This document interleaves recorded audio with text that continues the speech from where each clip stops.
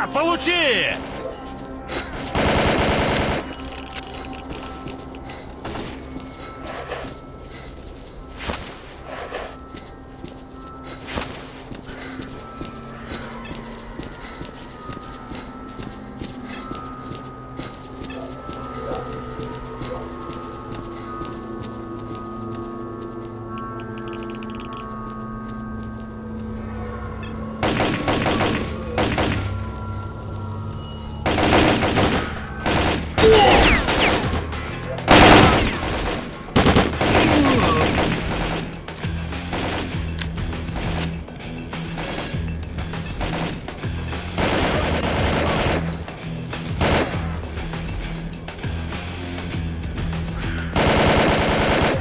Там в здании около десятка зомбированных.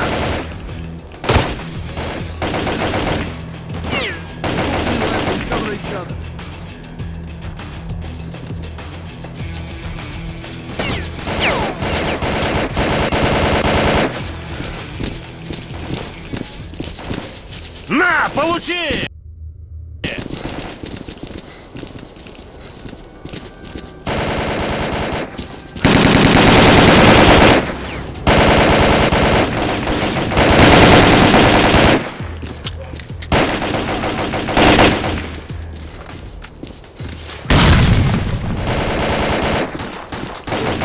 Every zombie in Pripyat is going to know we're coming. We've got to move faster. Run!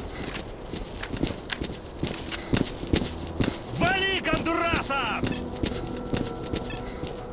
More zombies up ahead.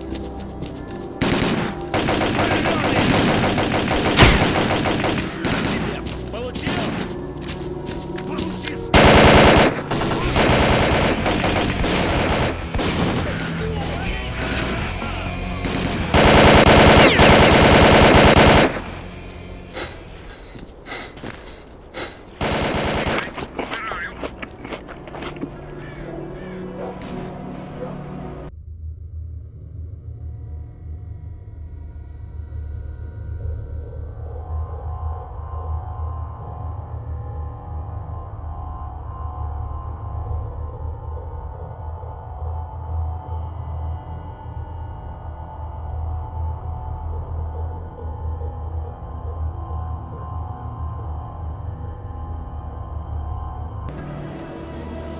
We're on the way.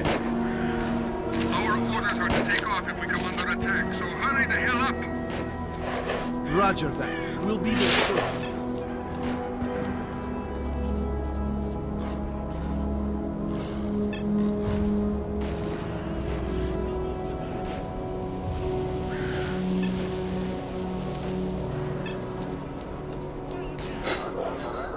Stay alert and follow orders. We're real close to the evacuation point. Let's move! Под подмостком! Огонь!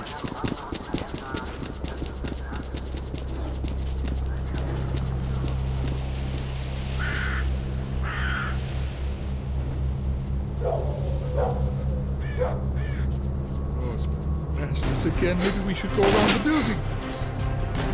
There's no time. Check your weapons. Fire at will.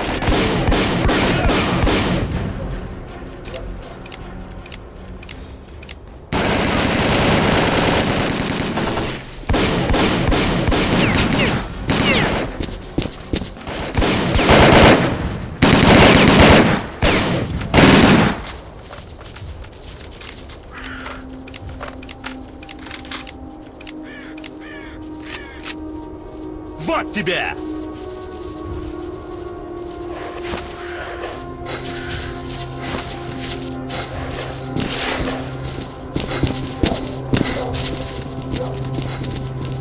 Fire at will. Go!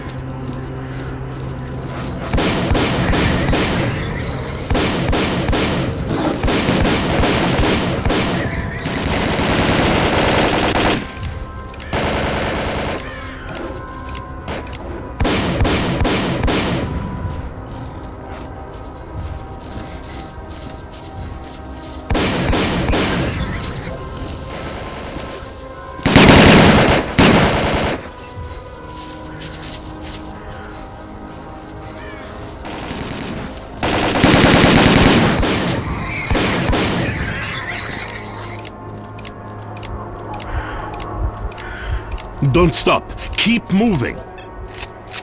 It's here. Run. Okay, run.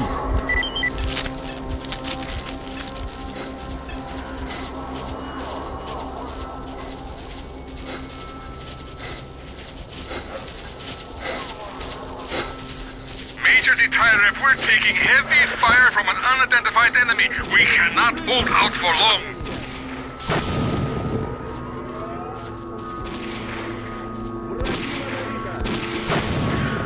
It's monolith fighters. Fire at will and keep moving toward the choppers. Come on, boys. One last push.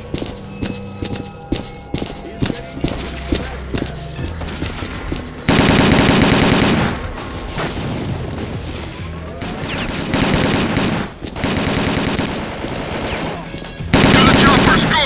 Go! Go!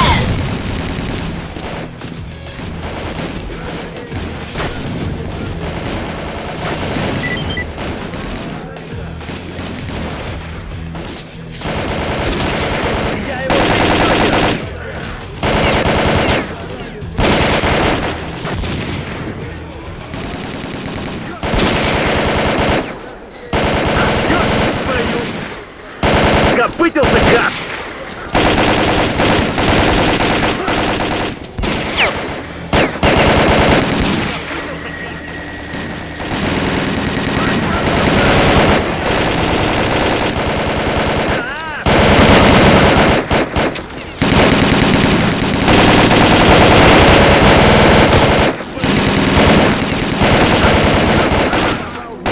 Лови гранату, урод! Я его прищучил! Лови гранату, урод! На, жри гранату!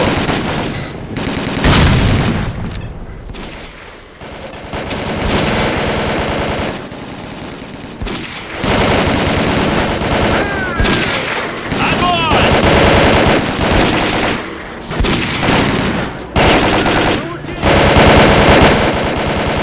Давай, я его держу!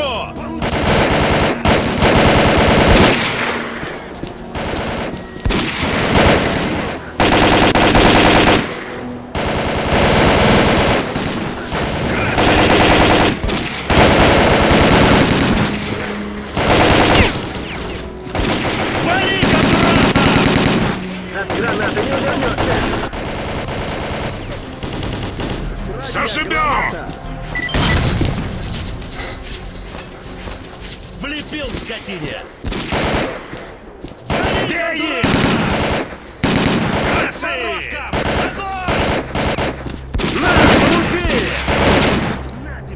Pirate, we're ready to go. Get in the shop. Так тебе!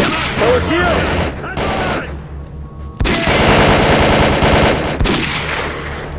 Красы!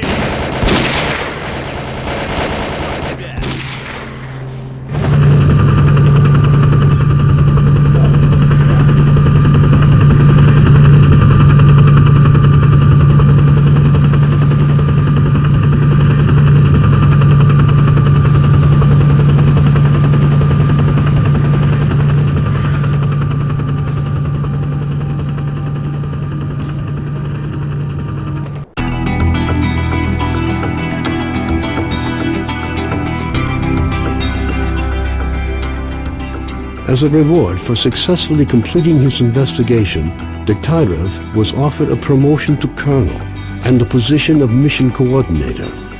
He declined the opportunity to work at the HQ and submitted a personal request to be sent to the zone as the USS Permanent Observer. The information about the development of psi devices obtained by Degtyarev alerted USS commanders. All the information gathered on X-designated laboratories was removed from military archives and filed as top secret. All personnel working in the zone were ordered to prevent the disclosure of information about the laboratories at any cost. Several experimental samples were made on the basis of technical documents for Item 62. Following a set of test trials, it was decided not to go ahead with large-scale deployment of the weapon due to the high cost of ammunition. Nonetheless, it would be reasonable to assume that further development of the Gauss rifle is ongoing. Skadovsk became home to any and all who could reach it. Fierce Stalker resistance did not stop the bandits from making regular and ultimately unsuccessful attempts to establish their so-called order on the ship. Despite this ongoing struggle, the Skadovsk carried on its unique brand of life. Following the destruction of the Bloodsucker lair, it's unlikely that anything could significantly change the state of affairs on the Skadovsk. The old ship became a temporary center of stability in the ever-changing world that is the Zone. A fragile balance was reached between freedom and duty squads at Yanov Station. Tired of the endless struggle, fighters of both factions started leaving their squads and joining the Free Stalkers. The scientific expedition, organized by Professors Herman and Ozersky, was a success. The data they collected facilitated the development of groundbreaking medicine and technology, which prompted the Ministry of Education to allocate additional funding for researching the Zone. Gary's stories about the Army's fate scared stalkers away from Pripyat. The few who dared to venture into the city ran into inexplicable phenomena, which added further dark strokes to an already gloomy picture of the dead city. The legend of the Oasis stopped being a legend. The identity of those who managed to find a way to the secret anomaly became an increasingly regular topic of conversation among stalkers. Despite this, the number of adventurers trying to find it remained high, something the bandits were quick to take advantage of, with constant offers to lead stalkers to the Oasis, which usually ended in muggings at a safe distance from stalker camps. The area around Yanov Station gained a reputation for being one of the most dangerous places in the Zone. Fewer and fewer stalkers make it back from raids, many dying at the hands of mutants within view of the camp. One of those missing is Trapper, who set out to track down a chimera on what appears to have been his last hunt. Zulu returned to Duty's main base at the Rostock plant. Nobody knows what he discussed with the leader of Duty, General Voronin, but several days later he was spotted at the head of a large squad on its way to the center of the Zone. Vano headed off to the freedom-controlled military warehouses, where his cheerful personality and optimism quickly earned him the popularity they merited. Ultimately, he took charge of a small group of researchers involved in investigating anomalous areas. Senior Lieutenant Sokolov continued to take part in flying missions over the Zone. During one such recon flight over Limansk, his aircraft was shot down by mercenaries. 2 weeks later, he was picked up by a patrol near the cordon. Within a month of his rescue, Sokolov had left the Air Force, joining a civil airline instead. Having overcome his alcoholism, Cardin left the Skadovsk. Stalkers said he went to look for his missing friends. Several days later, he returned, suffering from wounds and radiation poisoning. As soon as his wounds healed, he left the Zone for the second and final time. Strelok passed on the information he obtained on his trip to the Chernobyl NPP to the USS commanders. This prompted the government to create a scientific institute for research of the Chernobyl anomalous area. Strelok took up the position of chief scientific consultant to the institute. Colonel Kowalski, commander of the Stingray Group, found his resting place not far from the majority of his squad. Their bodies were taken in by the Zone, with nothing but old faded photographs left to remind the country of their sacrifice.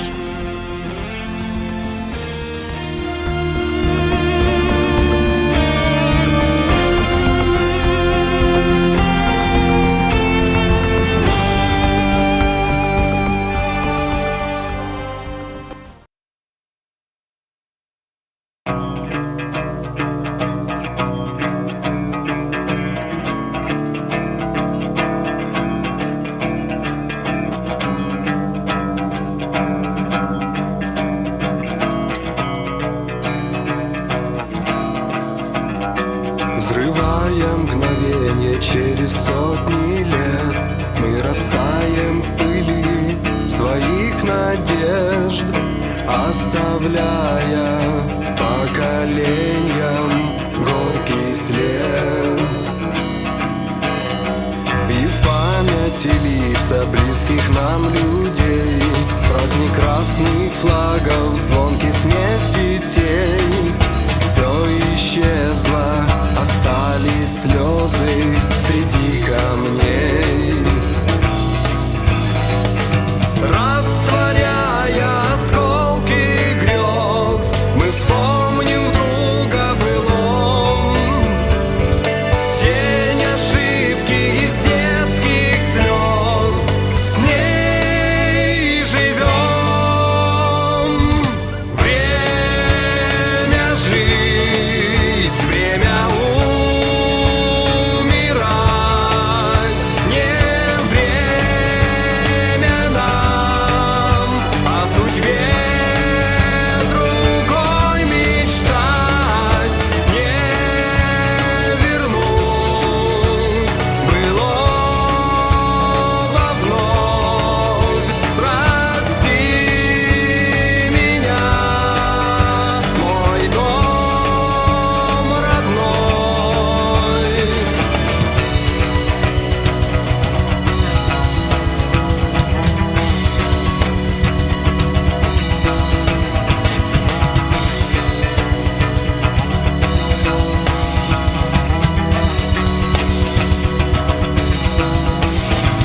А жизнь на экране повторяет бег, но реальность ранит хуже всяких бед.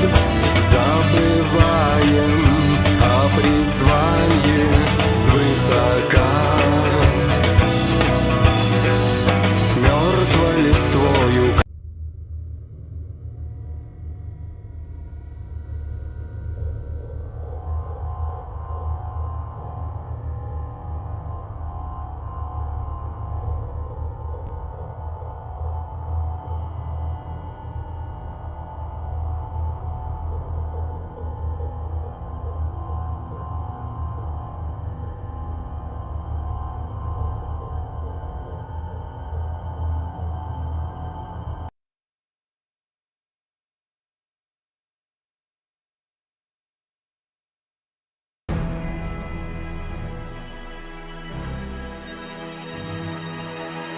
At 0123 on April 26, 1986, the reactor of Power Block 4 of Chernobyl NPP is destroyed following a series of thermal explosions.